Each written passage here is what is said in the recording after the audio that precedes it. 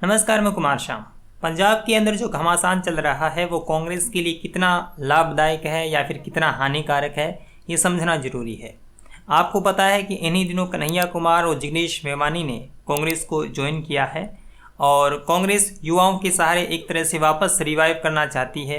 वो चाहती है कि ये जो युवा नेता है उनके सहारे हम कांग्रेस को वापस खड़ा कर लेंगे। लेकिन यह भी समझना जरूरी है कि जो वयोवृद्ध नेता हैं, हालांकि बहुत से ऐसे हैं जो कि अनावश्यक हैं, वो जगह घेर के बैठे हैं, लेकिन अमरिंदर सिंह जैसे जो नेता हैं वो दरअसल कुछ राज्यों में कांग्रेस की ताकत हैं। पंजाब के अंदर अमरिंदर सिंह के बलबूते कांग्रेस मजबूत है। और अब जबकि जो ये राजनीतिक घटनाक्रम हो रहा है नवजोत सिंह सिद्धू के सहारे, वो लग रहा है कि एक तरीके से कांग्रेस अपने ही पैरों पर कुल्हाड़ी मार रही है। और ये नया इतिहास नहीं है, बल्कि कांग्रेस समय समय पर ऐसा करती रही है। और वर्तमान के अंदर कांग्रेस की जो ये स्थिति है वो दरअसल इन्हीं प्रकार के राजनीतिक दांव पेच का नतीजा है। अब आप इस पूरे घटनाक्रम को समझिए।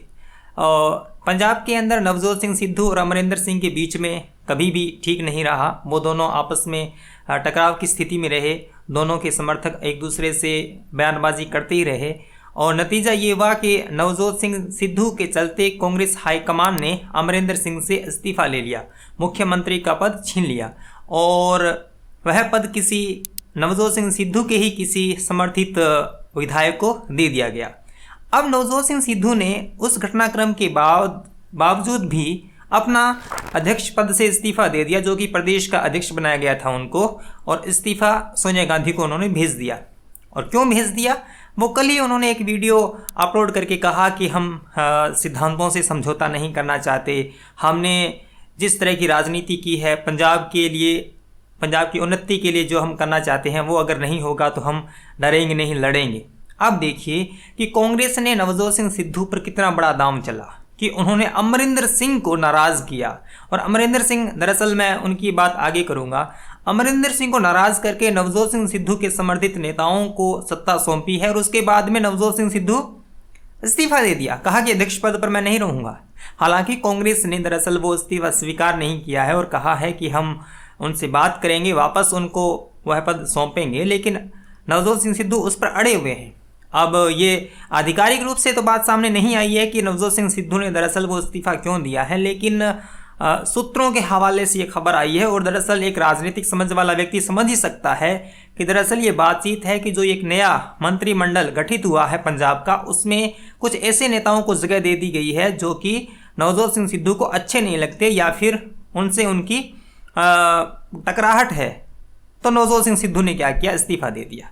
अब आप देखिए कि किसी भी सूबे में कोई सरकार चलानी है तो कुछ मंत्री ऐसे भी होते हैं जिनसे हमारी वट्टी नहीं बैठती है और कुछ लोग ऐसे होते हैं जिनसे हम ठीक तरह से अपनी ट्यूनिंग रख सकते हैं। लेकिन एक आधा अगर मंत्री आ भी जाए तो क्या ये ज़रूरी है कि वो इस्तीफा दे दें? लेकिन नवजोत सिंह सिद्धू ने दे दिया। और मुझे लगता है कि ये संभावना बनती प्रतीत हो रही है कि वो अपना वह चिर परिचित शेर दोहराएं कि आकाश की कोई सीमा नहीं, साधु की कोई जात नहीं, और भला भला आखिर में कह दें कि उनका कोई मोल नहीं।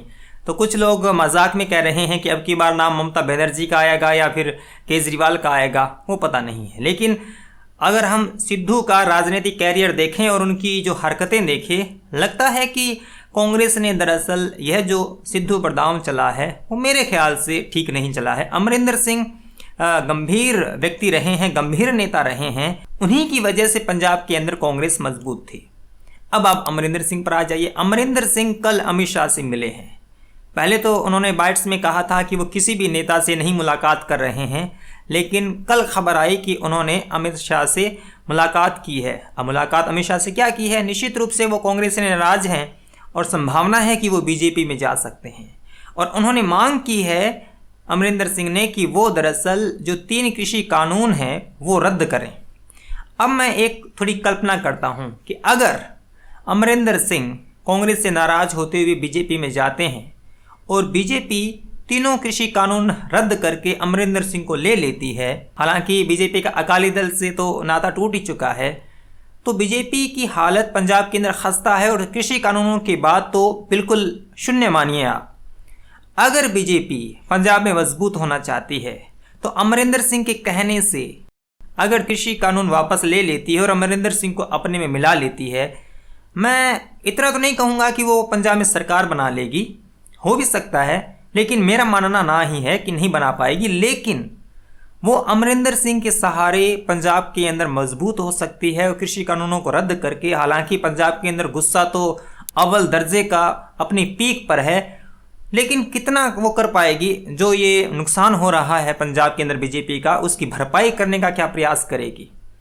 और ये घाटा किसका है, ये घाटा कैसे भी करके पंजाब में बीजेपी को फ़ायदा चाहे कितना भी हो, लेकिन इतना तो तय है कि कांग्रेस को पक्का नुकसान होगा। नवजोत सिंह सिद्धू के सारे पंजाब में कांग्रेस क्या पार पा पाएगी, यह मुझे तो लगता नहीं है, क्योंकि जिस तरह से अभी घटनाक्रम चल रहा है और नवजोत सिंह सिद्धू भी जैसे कांग्रेस से नाराज़ नज़र आ रहे हैं, वो इस्तीफे दे रहे हैं। हालांकि उन्होंने एक लाइन में लिखा कि वो पार्टी की सेवा करते रहेंगे। उनकी सेवा का क्या मतलब है और कल उन्होंने वीडियो बना के किस तरह से किसको संबोधित किया था, वो अभी स्पष्ट हो नहीं पाया है। निश्चित रूप से कांग्रेस दो धारी तलवार के बीच में आ गई है।